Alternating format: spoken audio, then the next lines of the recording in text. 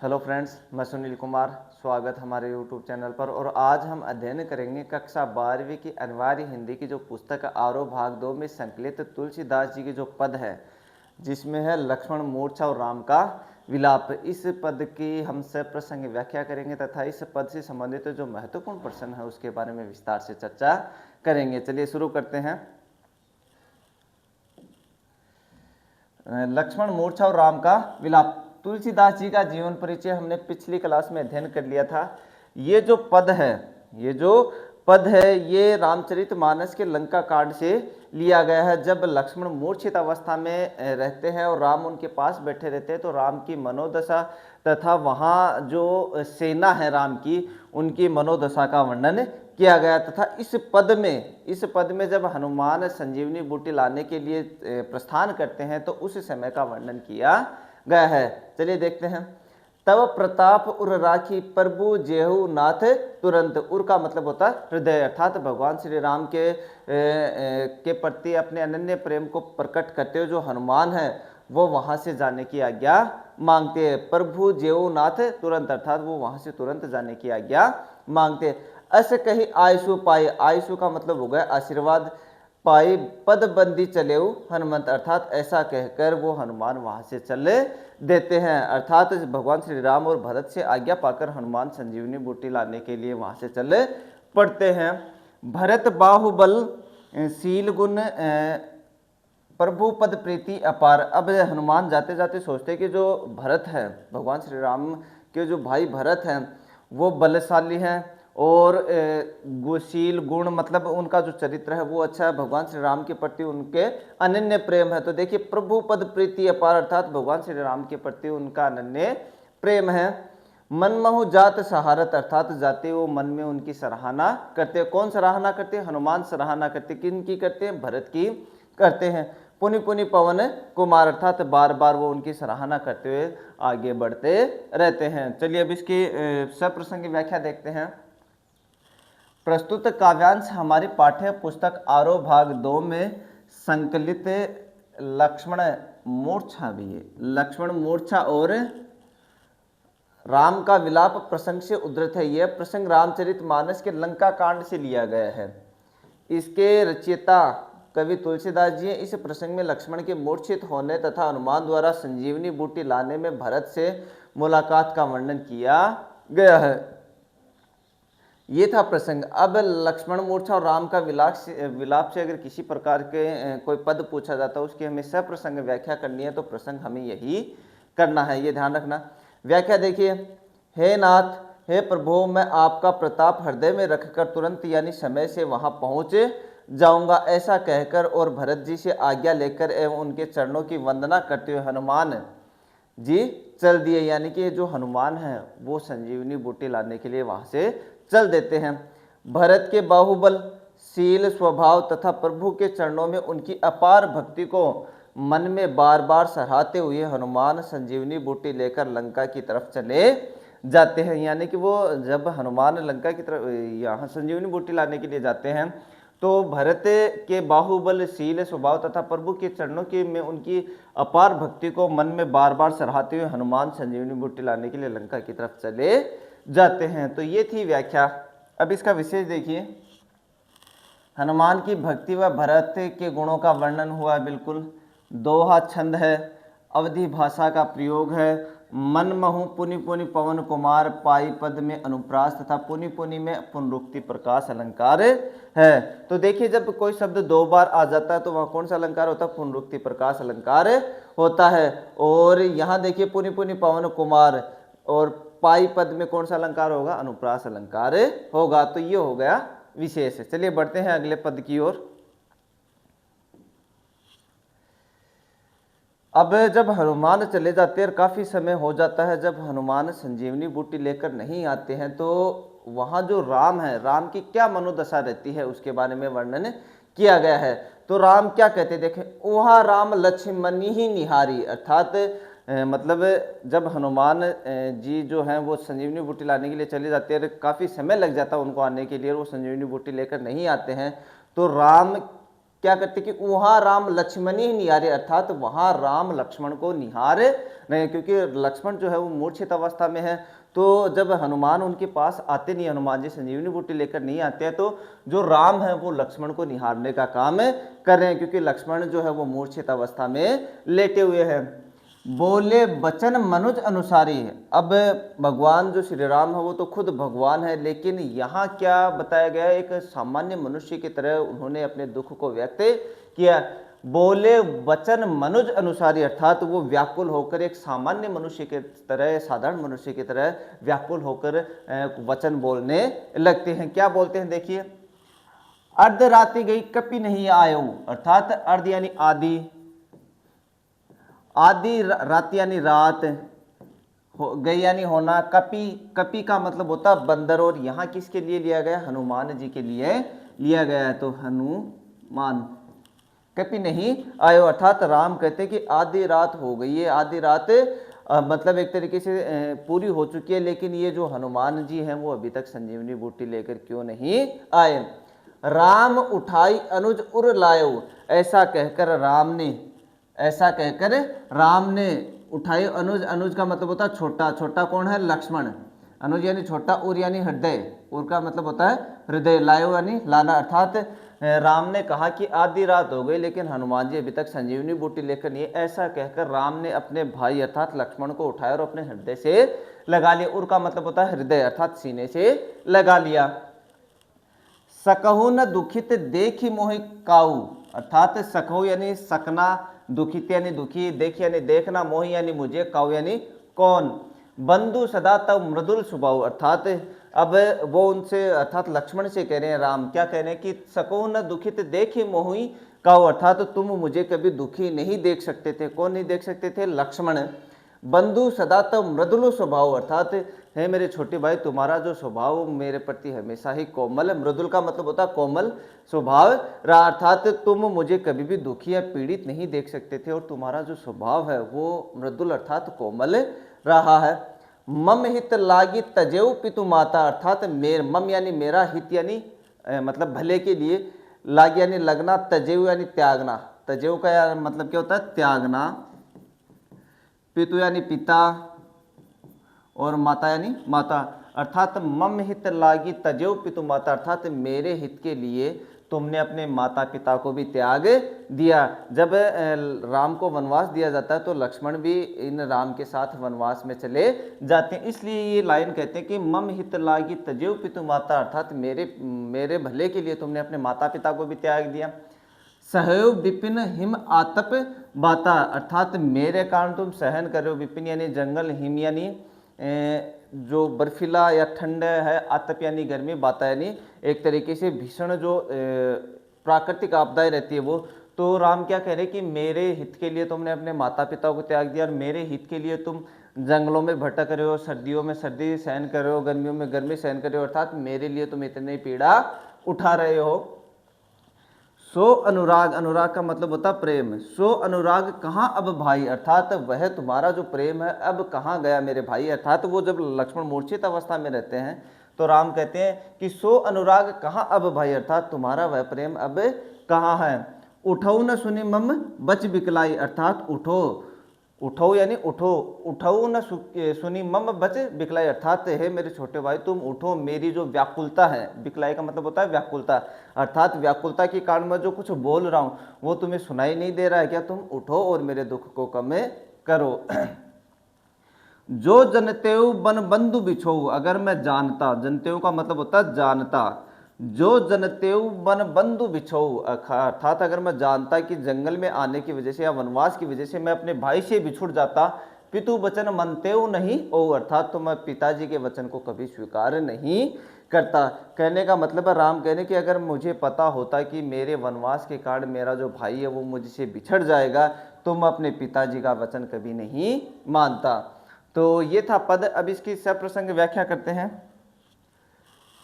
प्रस्तुत काव्यांश हमारी पाठ्य पुस्तक आरोह भाग 2 में संकलित लक्ष्मण, ये मूर्छा, भाई मूर्छा नहीं है, लक्ष्मण मूर्छा और राम का विलाप प्रसंग से उद्धृत है। यह प्रसंग रामचरितमानस के लंका कांड से लिया गया है। इसके रचयिता कवि तुलसीदास है। इस प्रसंग में लक्ष्मण मूर्छा पर राम के करुण विलाप का वर्णन किया गया है। तो लक्ष्मण को निहारते हुए राम सामान्य आदमी के समान विलाप करते हुए कहने लगे कि आधी रात बीत गई है, अभी तक हनुमान नहीं आए। उन्होंने लक्ष्मण को उठाकर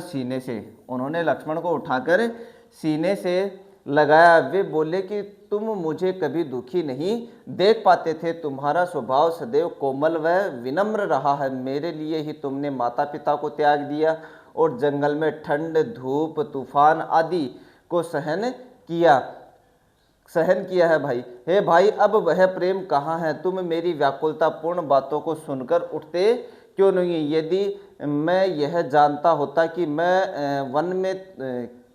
वन में तुम्हारा वियोग सहना पड़ेगा तो मैं पिता के वचनों को कभी नहीं मानता और वन में नहीं आता। कहने का मतलब है कि राम कहने कि अगर मैं जानता कि वन में आने से या वनवास लेने से या वनवास पर आने से अगर मैं अपने भाई से अलग हो जाता है, बिछुड़ जाता या वियोग सहन करना पड़ता, तो मैं अपने पिताजी की जो बात है या उनका जो वचन है उसे कभी स्वीकार नहीं करता।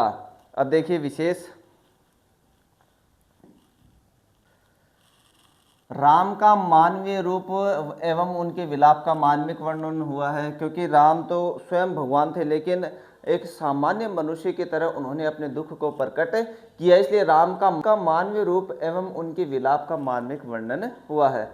दृश्य बिंब है। दृश्य बिंब का मतलब ये हो गया, जैसे ये बोलते हैं ना कि राम उठाकर अपने भाई को हृदय से लगाते हैं, तो ये जब पद पढ़ते हैं तो एक दृश्य चित्रित हो जाता है, इसलिए कौन सा बिंब? दृश्य बिंब है।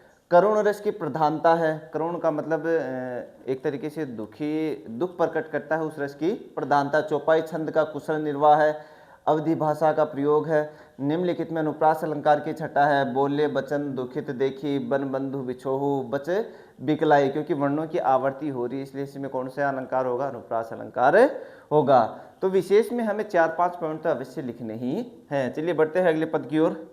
आगे राम कहते हैं, क्या कहते हैं कि सुत बित नारी भवन परिवारा, होय जाय जग बारहि बारा।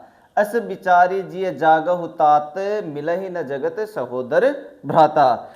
तो ये जो लाइन है आप ध्यान, नारी भवन परिवारा, होय जाय जग बारहि बारा। अस बिचारी जिय जागहु ताता, मिलहि न जगत सहोदर भ्राता। तो यहाँ देखिए, जब लक्ष्मण मूर्छित अवस्था में रहते हैं तो राम लक्ष्मण से क्या कहते हैं कि सुत बित नारी भवन परिवारा। सुत का मतलब होता है पुत्र, बित का मतलब होता है धन, नारी यानी पत्नी, भवन यानी घर और परिवार यानी परिवार। होय जाय जग बारहि बारा। राम कहते कि इस संसार में पुत्र दोबारा प्राप्त किया जा सकता है, धन भी दोबारा प्राप्त किया जा सकता है, पत्नी भी दोबारा आ सकती है, भवन और परिवार भी दोबारा हो सकते हैं। होय जाय जग बारहि बारा, अर्थात ये सारी चीजें हैं इस संसार में बार बार आती जाती रहती हैं।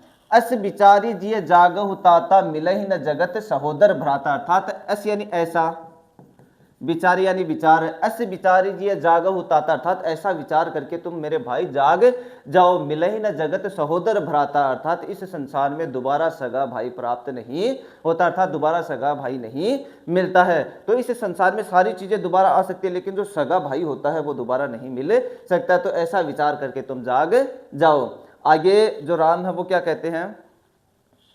जथा पंख बिनु खग अति दीना। जिस प्रकार पंखों के बिना एक पक्षी होता है वो अत्यधिक दीनहीन होता है, अत्यधिक दीनहीन होता है। मणि बिनु फने करिबर फर, मणि बिनु फने करिबर कर हीना। मणि के बिना ये सर्प है, मणि के बिना सर्प। और करिबर होता है हाथी और कर का मतलब होता है सूंड, कर का मतलब होता है सूंड।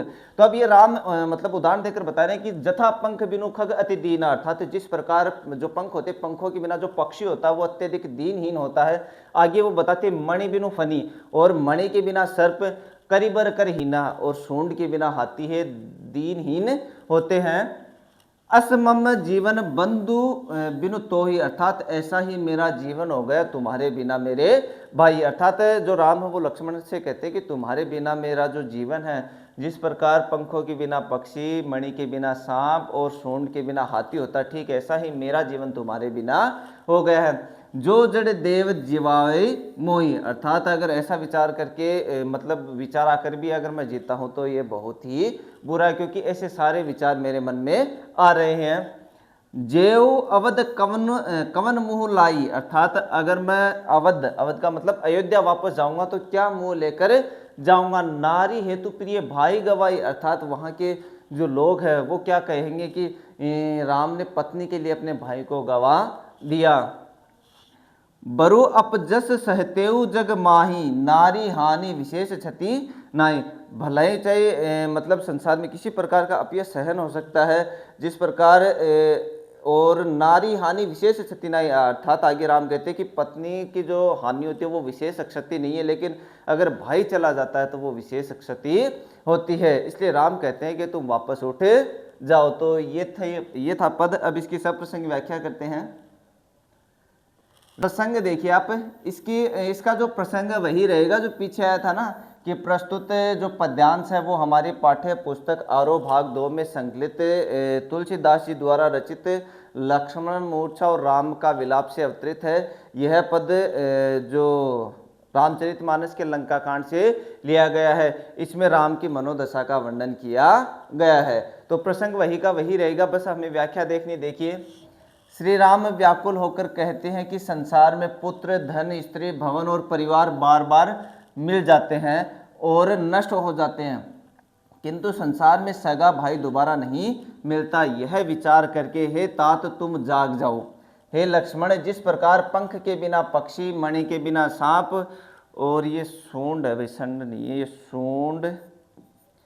सूंड के बिना हाथी अत्यंत दीनहीन हो जाते हैं, उसी प्रकार तुम्हारे बिना मेरा जीवन व्यर्थ है। ए भाई, तुम्हारे बिना यदि भाग्य मुझे जीवित रखेगा तो मेरा जीवन भी पंखहीन पक्षी, मणि विहीन सांप और सूंड है, ये सूंड विहीन हाथी के समान हो जाएगा। राम चिंता करते हैं कि वे कौन सा मुंह लेकर अयोध्या जाएंगे। लोग कहेंगे कि पत्नी के लिए प्रिय भाई को खो दिया।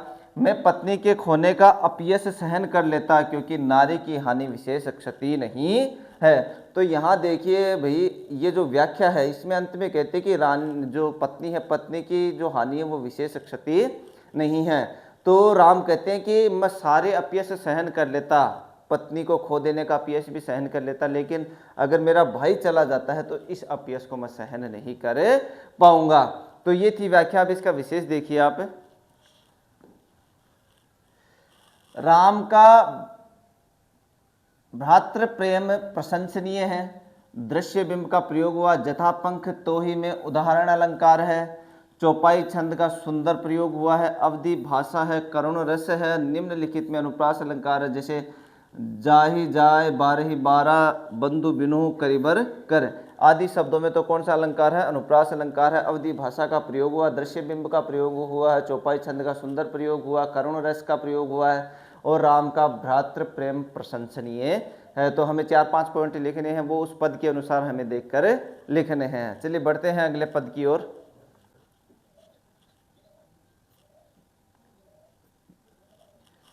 अब अपलोकु शोकु सुत तोरा, सही निठुर कठोर उर मोरा।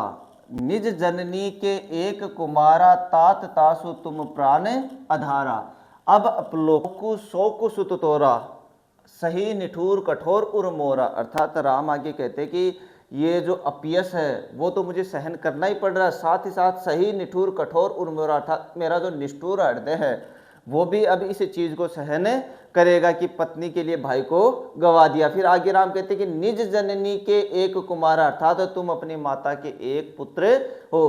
तात तासु तुम प्राण आधारा, अर्थात तुम उनके प्राणों के आधार हो, अर्थात तुम्हारे बिना वो जीवित नहीं रह पाएंगे।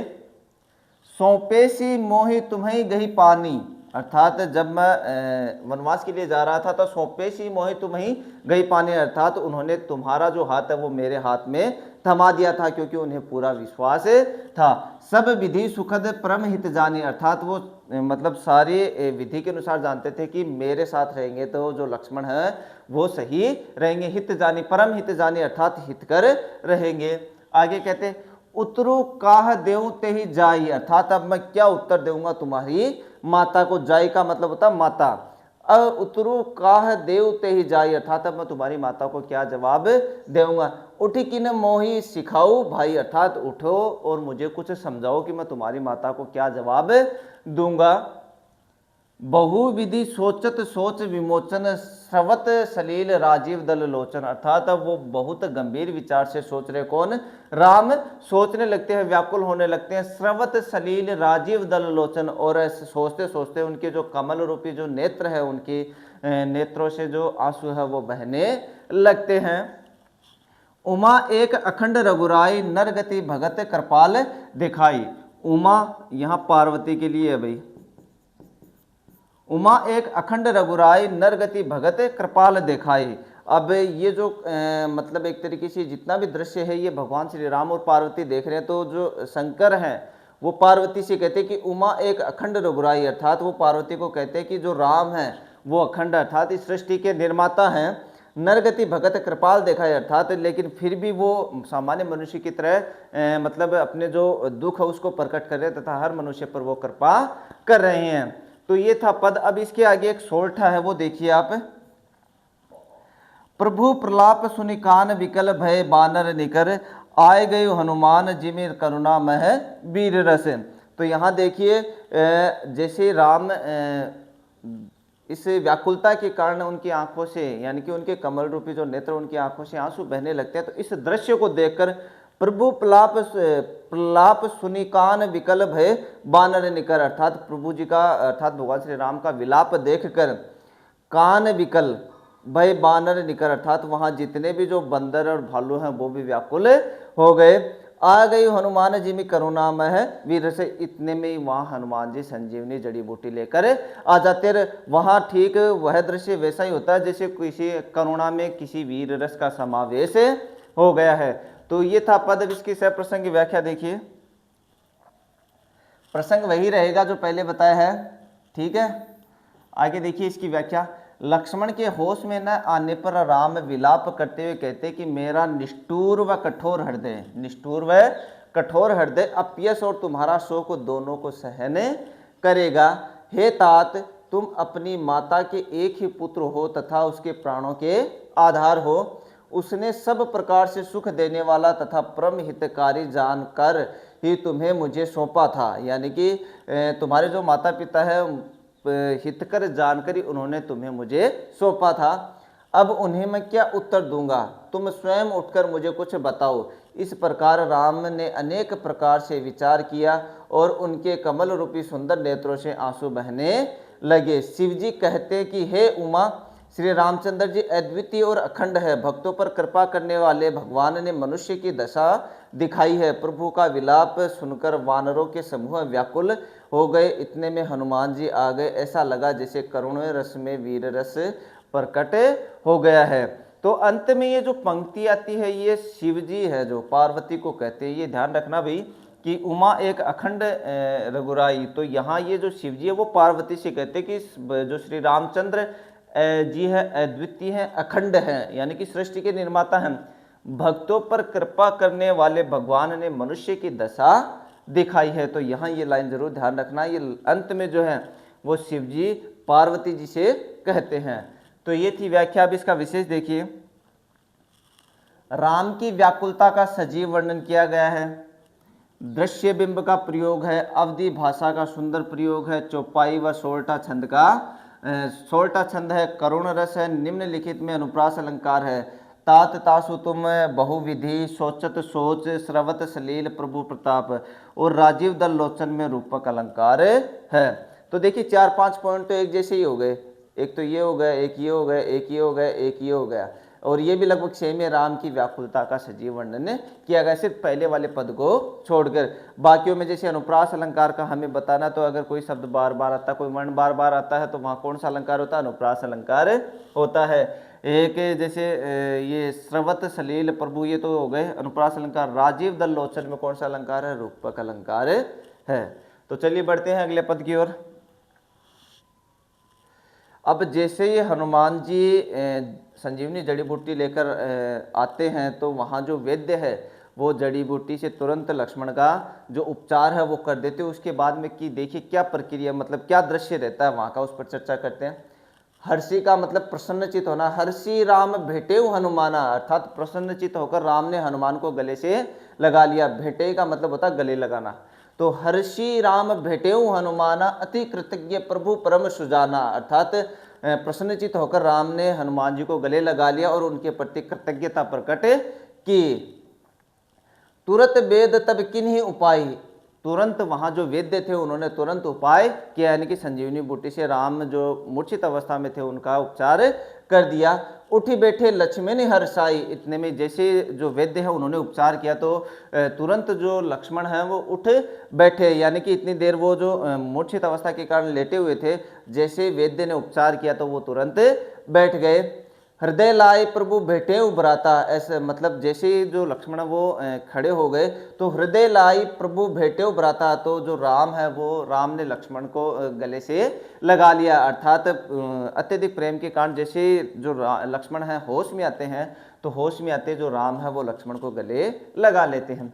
हर्षे सकल भालू कपि भ्राता, ऐसे ये दृश्य देखकर, कौन सा दृश्य, राम और लक्ष्मण का गले मिलने वाला दृश्य, इस दृश्य को देखकर हर्षे सकल यानी कि सारे प्रसन्नचित हो गए। भालू कपि भ्राता यानी कि भालू और बंदरों का जो समूह है जितने भी वहां थे वो सब प्रसन्नचित हो गए।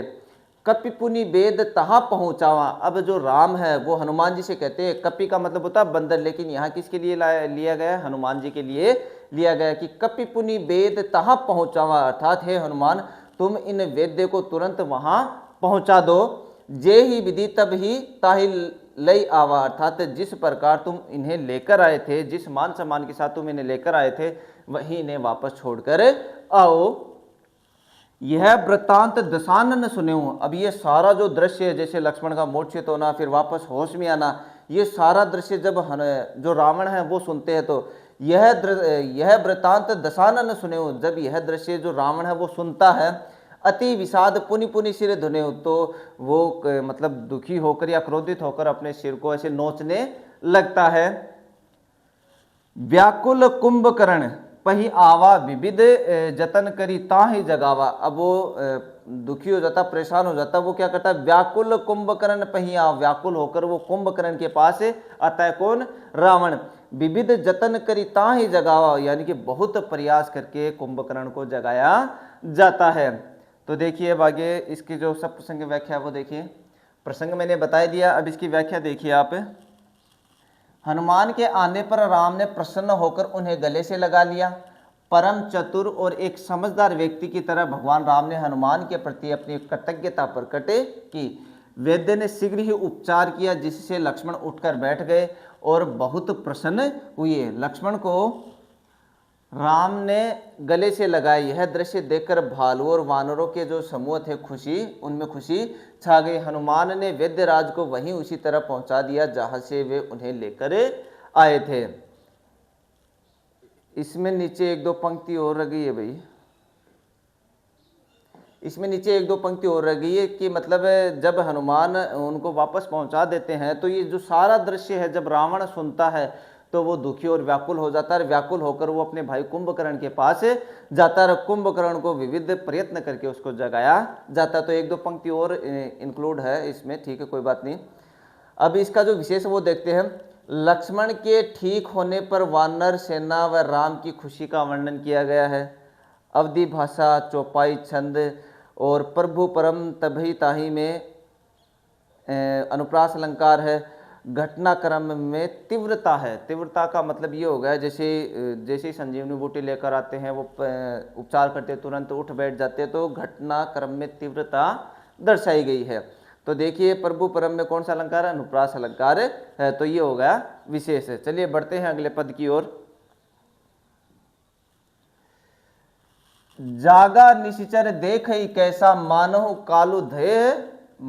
कालू देह धरी वैसा, कुंभकर्ण बूझा कहु भाई, काहे तब मुख रहे सुखाई। अर्थात जब जो रावण है वो कुंभकर्ण के पास आते रहे, विविध प्रयास करके उनको जगाया जाता है, तो जब वो कुंभकर्ण जागता है तो उसके आगे का दृश्य है कि जागा निशिचर देख ही कैसा, अर्थात देखो ये किस प्रकार का जो राक्षस है वो जागा है। निशिचर का मतलब होता है राक्षस, निशिचर का मतलब क्या होता है, राक्षस। मानव कालु देह धरी वैसा, अर्थात ऐसा लगता है जैसे काल ने देह धारण करे रखी है, क्योंकि वो एक तो शरीर में विशालकाय था, लंबा चौड़ा था। तो इसलिए इस पंक्ति में क्या बताया गया है कि जागा निशिचर देख ही कैसा, मानो कालू देह धरी वैसा, अर्थात ऐसा लगता है जिस प्रकार जो कुंभकर्ण जागता तो जैसे काल ने एक शरीर धारण करे लिया है। काल का मतलब एक तरीके से मृत्यु ने जो शरीर है वो धारण कर लिया। कुंभकर्ण बूझा कहू भाई, अब जैसे वो जाग जाता है तो कुंभकर्ण रावण से पूछता है क्या हुआ भाई तुम इतने उदास है क्यों, काहे तब मुख रहे सुखाई। अब वो आगे कुंभकर्ण रावण से कहता है कि तुम्हारे मुख का रंग उड़ा हुआ क्यों है, तुम्हारा मुख सूखा हुआ क्यों है, तुम परेशान क्यों हो।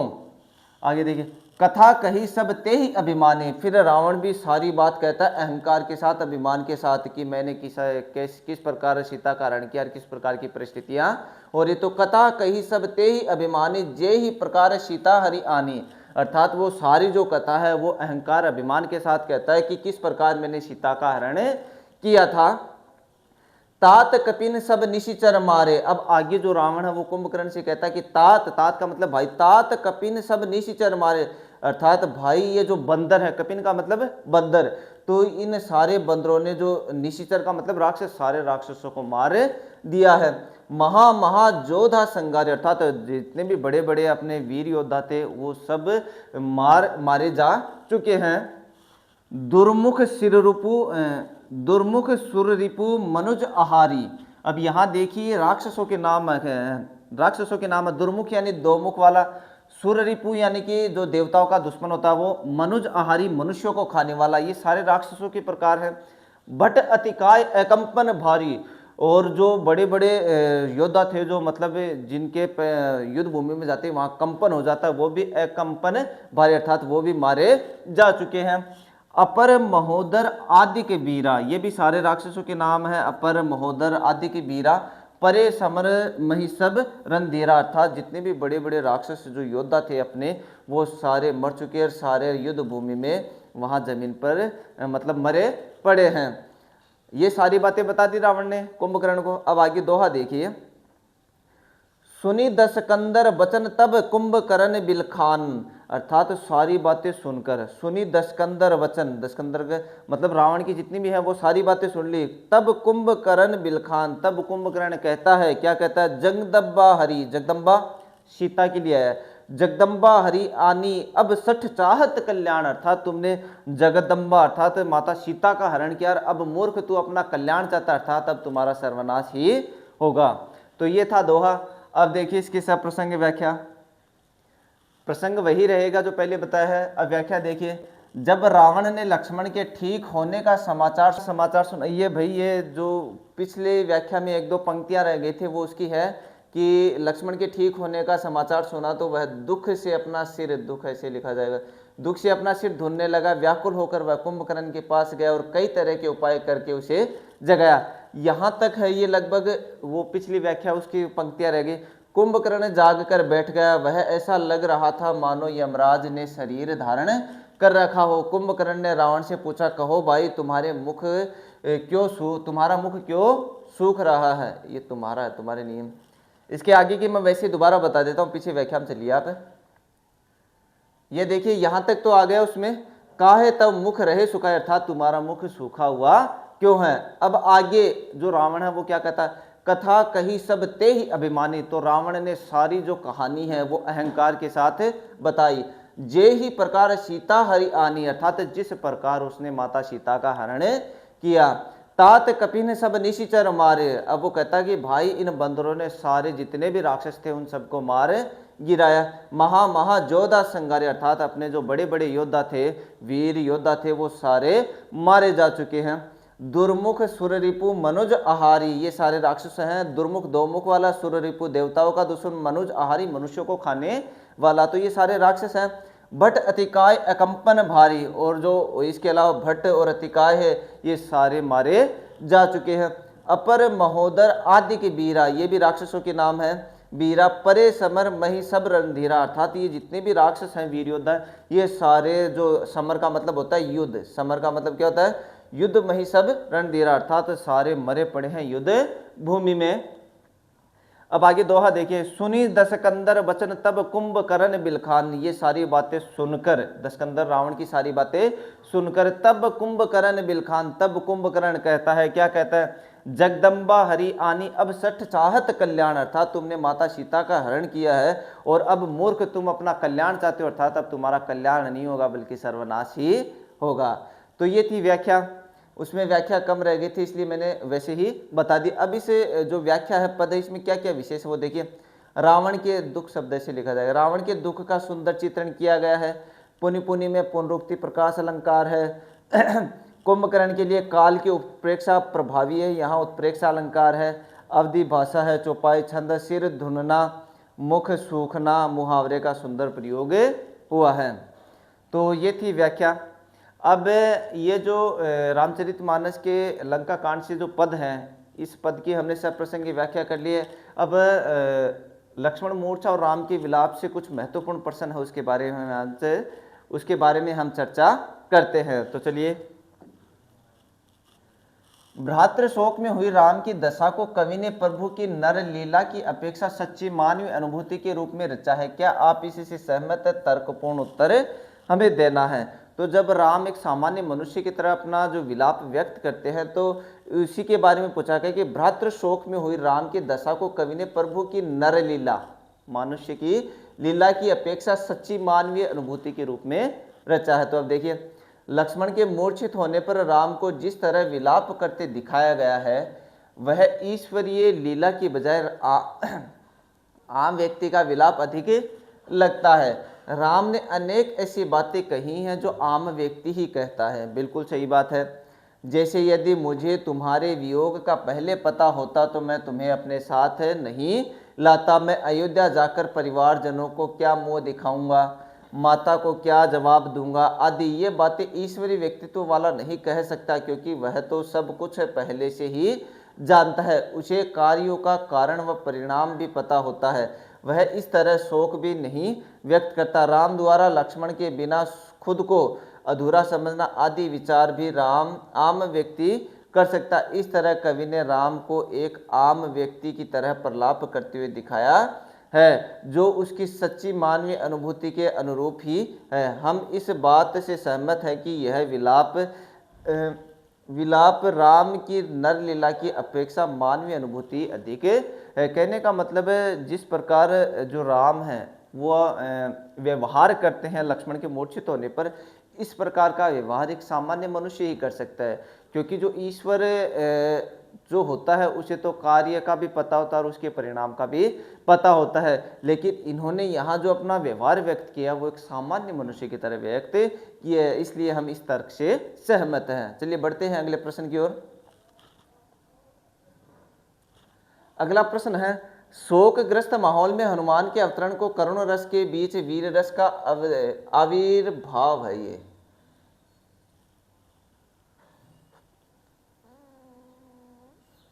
आविर्भाव है, ये करुण रस का आविर्भाव क्यों कहा गया? यानी कि जब उस समय शोक की सारे शोक में डूबे थे, जैसे हनुमान आते हैं तो करुणा में वीर रस का समावेश हो जाता है। तो ऐसा क्यों कहा गया है?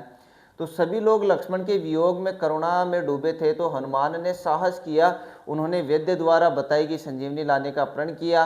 करुणा के इस वातावरण में हनुमान का यह प्रण सभी के मन में वीर रस का संचार कर गया। सभी वानरों और अन्य लोगों को लगने लगा कि अब लक्ष्मण की मूर्छा टूट जाएगी। इसलिए कवि ने हनुमान के अवतरण को वीर रस का आविर्भाव बताया, क्योंकि जैसे संजीवनी बूटी आती है तो सबको पता अनुमान हो जाता है कि अब लक्ष्मण की जो मूर्छा है वो टूट जाएगी, अर्थात लक्ष्मण वो सही हो जाएंगे। इसलिए जो करुण रस में किस रस का आविर्भाव बताया गया? वीर रस का आविर्भाव बताया गया है। चलिए बढ़ते हैं अगले प्रश्न की ओर। जेऊ अवध कवन मुहलाई, नारी हेतु प्रिय भाई गवाई, बरु अपजस सहतेऊ जग माही, नारी हानि विशेष क्षति नाई। भाई के शोक में डूबे राम ने इस प्रलाप वचन में स्त्री के प्रति कैसा सामाजिक दृष्टिकोण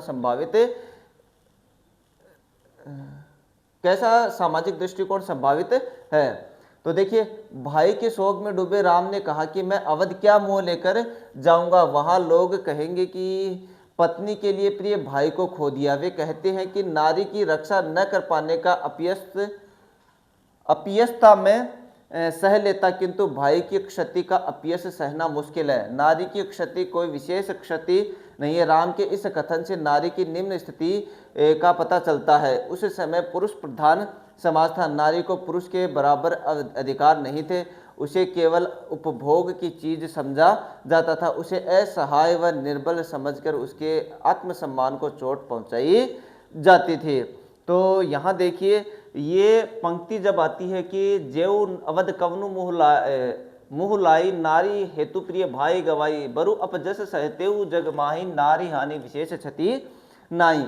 अर्थात राम कहते हैं कि मतलब एक भाई के लिए एक पत्नी को गवा दिया तो ये ज़्यादा बुरा है।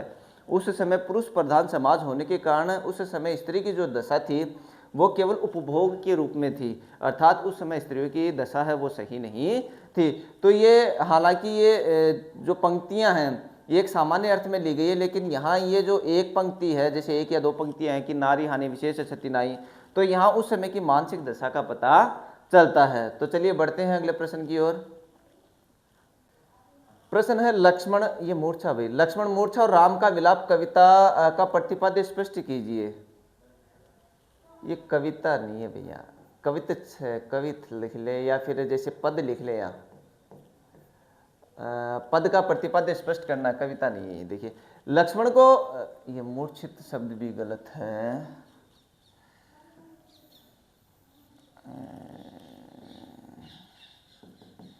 मूर्छित शब्द ऐसे आएगा।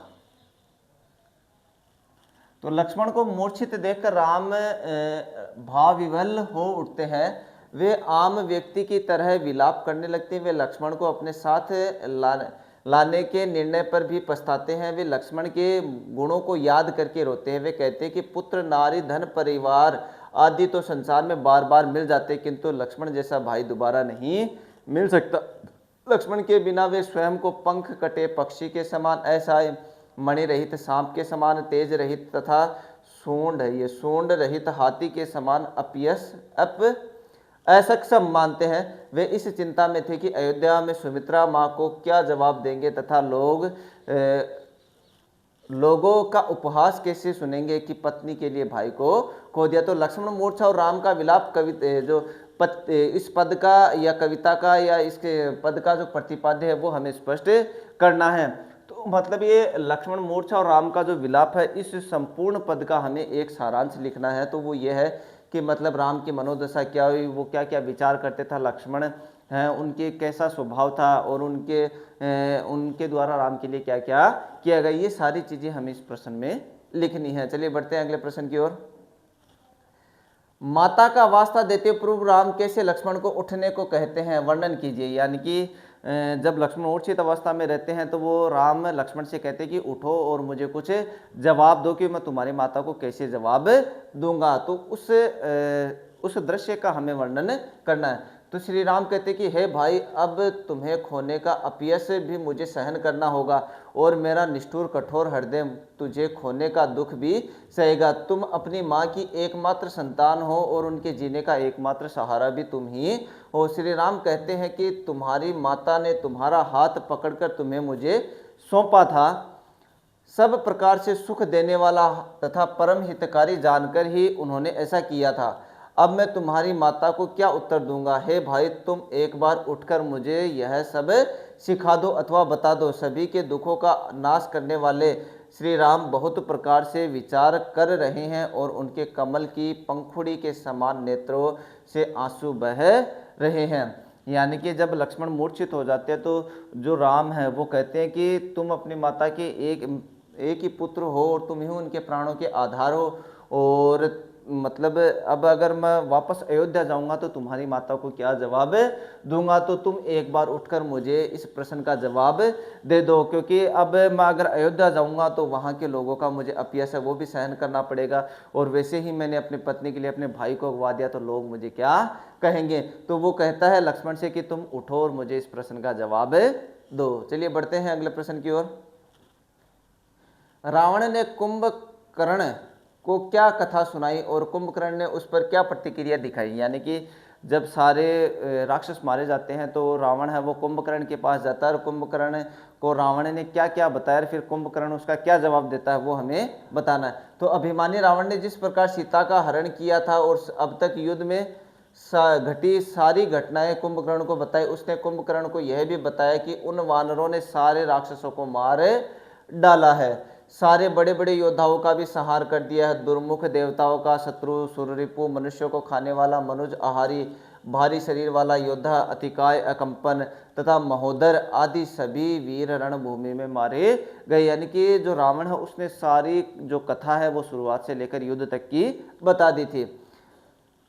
रावण के वचन सुनकर कुंभकर्ण दुखी होकर बिलखने लगा और बोला, हे मूर्ख, जगत माता सीता का हरण कर अब तुम अपना कल्याण चाहते हो, यह संभव नहीं है। यानी कि सारी बातें सुनने के बाद में जो कुंभकर्ण है वो रावण से कहता है कि मतलब तुम जगत जो माता है अर्थात सीता का हरण करने के बाद में मूर्ख तुम अपना कल्याण चाहते हो तो तुम्हारा कल्याण नहीं होगा। तो ये थी कुंभकर्ण, रावण ने कुंभकर्ण को क्या कथा सुनाई, तो कथा ये सुनाई थी और कुंभकर्ण का क्या जवाब था वो ये जवाब था। चलिए बढ़ते हैं अगले प्रश्न की ओर। लक्ष्मण जी के पुनः जीवित होने पर रावण की क्या प्रतिक्रिया थी, यानी कि जैसे उन्होंने सुना कि लक्ष्मण वापस सही हो गए तो रावण के द्वारा क्या प्रतिक्रिया व्यक्त की गई, तो वो सिर वगैरह धुनने लगता है। एक जगह पंक्ति भी आती है, देखिए, लक्ष्मण फिर से जीवित हो गए। इस बात को जब रावण ने सुना तो उसे बहुत दुख हुआ, दुख शब्द से लिखा जाएगा भाई, और वह बार बार अपना सिर पीटने लगा, बार बार सिर पीटने लगा। रावण अत्यंत परेशान होकर अपने छोटे भाई कुंभकर्ण के पास गया और उसने विभिन्न प्रकार से जगाने की कोशिश की, क्योंकि कुंभकर्ण 6 महीने सोता था और 6 महीने जागता था और इस वक्त वह सोया हुआ था।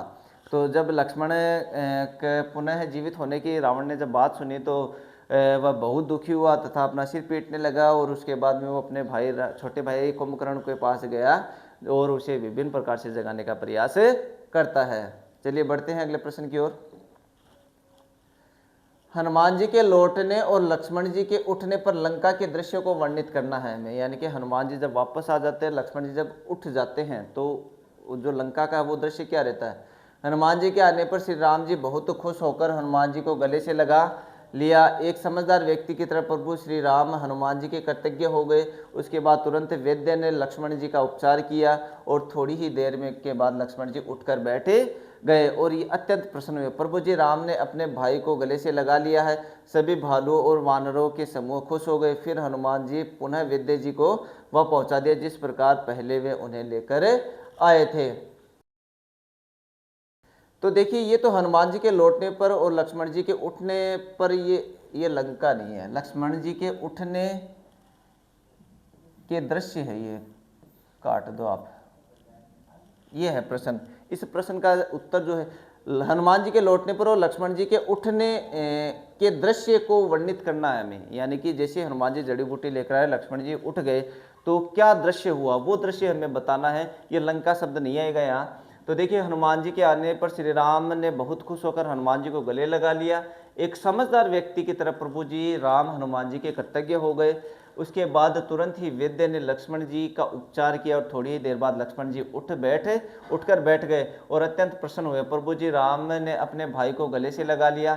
सभी भालू और वानरों के समूह खुश हो गए और फिर हनुमान जी ने पुनः वैद्य जी को वहीं पहुंचा दिया जिस प्रकार पहले वे उन्हें आए थे। तो ये था लक्ष्मण मूर्छा और राम का विलाप पद। इस पद की हमने सप्रसंग व्याख्या करी तथा व्याख्या विश्लेषण को समझा तथा इस पद से जो महत्वपूर्ण प्रश्न है उसके बारे में हमने विस्तार से चर्चा करी। आज के लिए बस इतना ही, मिलते हैं आप लोगों से अगले वीडियो में, तब तक के लिए जय हिंद जय भारत।